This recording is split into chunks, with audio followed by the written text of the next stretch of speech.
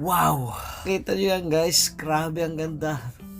Tara samahan nyo ako, itutur ko kayo dito sa one of the private island of the Royal Caribbean in the Bahamas, the perfect day of Kukukay. Tara, pasukin natin yan. Siyempre, tingnan muna natin sa mapa kasi malawak yan dyan para hindi tayo maligaw at saka para alam natin kung ano ang pupunta natin. Marami silang activities dito. Malawak ng lugar na yan, napakaganda. Pamimili ka lang kung saan mo gusto pumunta. Ayan guys. At ayan. At may nalalaman pa nga akong pakaway-kaway dyan. Kala mo feeling artista. Tsaka pansin nyo yung tower na yan guys, the Devil's Peak. Yan lang naman ang pinakamataas na water slide ng North America. 135 feet above the ground. Kaya mo bang magpadaostos dyan? Grabe ang taas. Ang liliit na ng tao. Kung titingnan sa baba, tingnan nyo guys. Yo! Shit! Grabe, taas. Sarap. Tsaka tara guys, samahan nyo ako. Puntahan naman natin yung beach nila. Kung gaano kalawak at kaganda. Oh, wow! Ang ganda, white sand po talaga oh. At may malaki pang pools sila dito kung tawagin na Blue Lagoon. Napakahaba, napakalawak.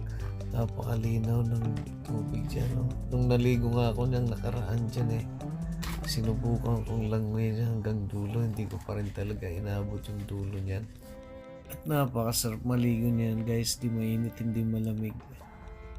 Nakita niyo yung balon na yan. Yan yung nagpasakay ng mga pasahero pataas. Hindi na nga lang natin mapupuntahan.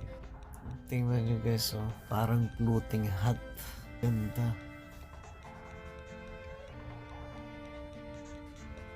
Masarap pag-picnic sa ganyan. Oh. At saka alam nyo ba guys, kung magkano ang bili ni Royal sa Paradise Island na to? 200 million US dollar lang naman. Grabe ang laking pera ron no. Di pala basta-basta talaga to. 200 million US dollar guys. Magkano sa Philippine money yun? Sa piso natin. Grabe, ang linis, ang ganda, organized, linaw ng tubig. Marami din kasi ditong crew yung mga nagme-maintain dito. May mga horticulturist para sa halaman. May mga engineer, may mga aqua-engineer. Parang barko din, mga employee din ng Royal.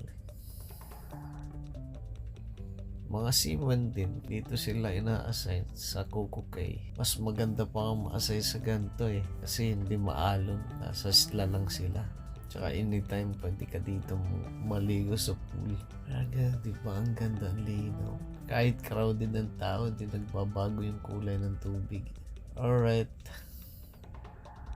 Thanks for watching guys. Sana nag-enjoy kayo. See you in my next vlog.